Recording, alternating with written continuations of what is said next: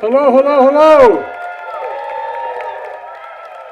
Thank you, Zanaya, for sharing your story that embodies the spirit of Earth Day. On this day 54 years ago, with literally toxic rivers burning, air filled with pollution, millions of Americans from every age and background rallied together to stand for our environment and for future generations. I got to know Senator Gaylord Nelson, from Wisconsin when I got to the Senate. And he organized the first Earth Day. I later introduced the first climate bill in the United States Senate, and all these years later, as president, I was able to sign into law the Inflation Reduction Act, the most significant investment ever anywhere in the history of the world, and we're just getting started. Earth Day pushed the country forward, leading to Environmental Protection Agency, and we're fortunate enough to have with us EPA Administrator Michael Regan here. Where are you, Michael? Stand up, get up, get up. I stole him from Carolina. We're not letting him go back. And we're joined by our great Secretary of Interior, Deb Haaland. Deb, stand up. First Native American ever to serve in a cabinet. And AmeriCorps CEO, Michael Smith. Michael, where are you? There you go. Joined by members of the Congress, including Ed Markey of Massachusetts, who, by the way, thought this was an important idea a long time ago and talked about dealing with the Climate Corps. One needed one. Ed, we owe you a lot, pal. We owe you a lot. And Senator Bernie Sanders of Vermont, who understands what beautiful territory looks like up in Vermont and has done everything in his power to protect it. Bernie, you're the best. And Representative Ocasio-Cortez of New York, you know, I learned a long time ago, listen to that lady. Listen to that lady. We're going to talk more about another part of the world, too, real quickly. Look, joined by all of your advocates and community leaders, this is a good day. It's fitting to be here in Prince William Forest Park. On March 31, 1933, during the Great Depression, President Franklin Delano Roosevelt created the Climate Conservation Corps, which is talked about a little bit, to put Americans to work to conserve our country's natural resources. Thousands of young Americans from the Civilian Conservation Corps built this park, providing jobs, recreation, hope, and healing at the time. We know today we face another kind of existential threat. It requires equally bold and clear action. As president, I've seen the devastating toll of climate firsthand. Since I've been president, I've flown over all the major fires and the thousands upon thousands of acres that have burned flat by wildfires, more acres than the entire state of Maryland combined. I met with families whose homes are wiped off the map by devastating hurricanes, floods, and storms. Last year was Earth Day's hottest day on record. And over the last 2 years, natural disasters and extreme weather in America have caused $270 billion in damages. And the impacts we're seeing, decades in the making, because of inaction, are only going to get worse, more frequent, ferocious, and costly. But since Kamala and I took office, we've been acting, and today I'm proud to announce 2 major steps forward. The first, energy costs are among the biggest costs for families to budget, particularly poor and middle-income families. In fact, low-income families can spend up to 30% of their paychecks on their energy bills. It's outrageous. To reduce family energy costs for folks with low and moderate incomes today, the Environmental Protection Agency will invest $7 billion from our Inflation Reduction Act in a new program called Solar for All. It will award grants, 60 grants across the country to states, territories, tribal governments, municipalities, and nonprofits to develop programs that enable low-income and disadvantaged communities to benefit from residential solar power. And it's a big deal.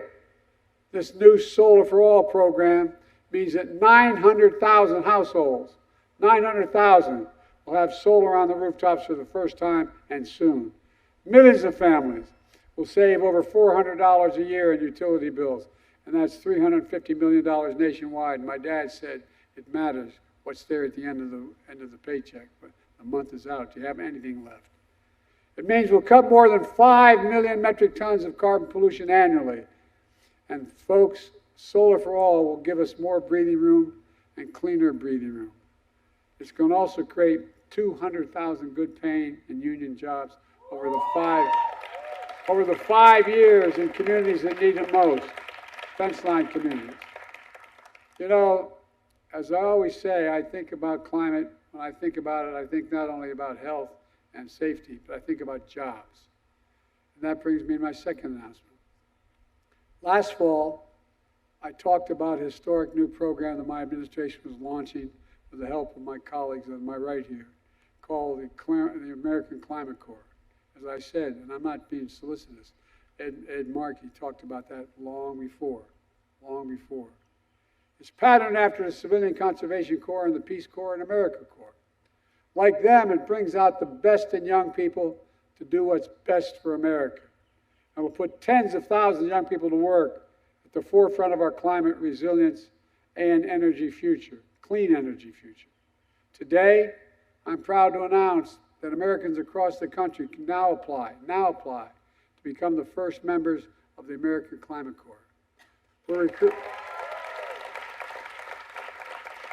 recruiting for over 2,000 positions in 36 states to start with, in Washington, D.C., Puerto Rico, with many on the way. Just go to Climate Corps, as mentioned already, climatecorps.gov to apply. You'll get paid to fight climate change, learning how to install those solar panels, fight wildfires, rebuild wetlands, weatherize homes, and so much more that's going to protect the environment and build a clean energy economy. To ensure a pathway to good union jobs and careers, you'll have access to free apprenticeship training through a new partnership we're announcing today with the North American Building Trade Unions. And as you may remember, when I announced in 2020, I initially didn't announce my climate position until I talked to the unions, because unions were all, again, they thought climate cost them jobs. Well, guess what? IBW stepped up, and they all stepped up, and now our strongest support comes from unions. And when you finish your service, you finish your term of service, you'll also be eligible for a streamlined path to federal government jobs related to climate and clean energy. We're also announcing a new collaboration with Bloomberg Philanthropies that puts American Climate Corps members in energy communities like former coal mining and communities, power plant communities that have powered our nation but have been fence line communities and hurt very badly for generations. Today's announcement builds upon an unprecedented historic action we've already taken to tackle the climate crisis, deliver environmental justice, and build a clean energy future. Just look at the last few weeks alone. To ensure clean energy, we issued new standards for chemical plants that emit toxic pollution. Now it's ending. And because of the Clean Air Act, we're going to reduce the number of people at risk for cancer in fence line communities who have been smothered for decades by pollution by 96%, according to the studies. By the way, parenthetically, you know, my state of Delaware, which everybody thinks is a wealthy state, I live in a place called Claymont, Delaware. It's in that arc that goes up into Philadelphia, into Pennsylvania, and to the Delaware River. More energy plants, more oil refineries than anywhere, including Houston, Texas. And I lived in just literally, the school I went to was literally a quarter mile from that border. And the prevailing winds were southeast, where we lived. So there was never any incentive for the Pennsylvanians to move to do something, but it affected Delaware. And we had the highest cancer rate in the 1970s of any nation, any state in the nation. And guess what? A lot of us, from me included, ended up with bronchial asthma and many other diseases. Fence line communities are the ones we have to help first, because they've been taking the brunt of all this.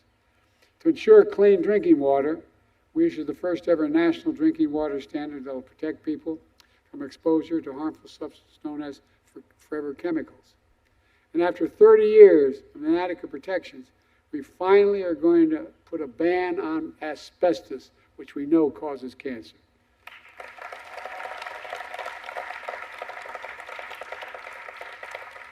It's all part of a plan to reassert America's climate leadership. We rejoined the Paris Agreement and sparked a domestic clean energy manufacturing boom, providing incentives for 80,000 farmers to implement climate-smart agricultural practice. So plant what absorbs carbon from the air and pay them for doing it. We've quadrupled the number of electric vehicles sold, and 11,000 dealerships have now signed up to sell more. We're modernizing infrastructure with better roads and highways, energy grids, and more, so they can withstand and recover from extreme weather. Already underway, we're replacing every single lead pipe in America so everyone can turn on a faucet, home or at school, and drink clean water that doesn't contain lead. We're also reducing flood risk for communities, improving drought resilience, and conserving 41 million acres of most precious and sacred lands and water. I committed that I'm going to try to take of all non-developed land and waters, we're going to take 30% of it by 2030 and make sure it is conserved, period. We're well on our way. We've already attracted nearly $700 billion in private sector investments in advanced manufacturing and clean energy, creating tens of thousands of jobs here in America. And all across the board, we're lifting up communities and workers too often left out in urban, rural, suburban, tribal communities all across the country. But folks, despite the overwhelming devastation in red and blue states, there's still those who deny climate is in crisis. Our MAGA Republican friends don't seem to think it's in crisis. They actually want to repeal the Inflation Reduction Act, which provides the funding for a vast majority of these projects, and roll back clean air, protections for clean air and clean water. And I'm not going to go into it now, but I'm not making it up. It's real. Just listen to what they say. Anyone in or out of government who willfully denies the impacts of climate change is condemning the American people to a very dangerous future, and the world, I might add.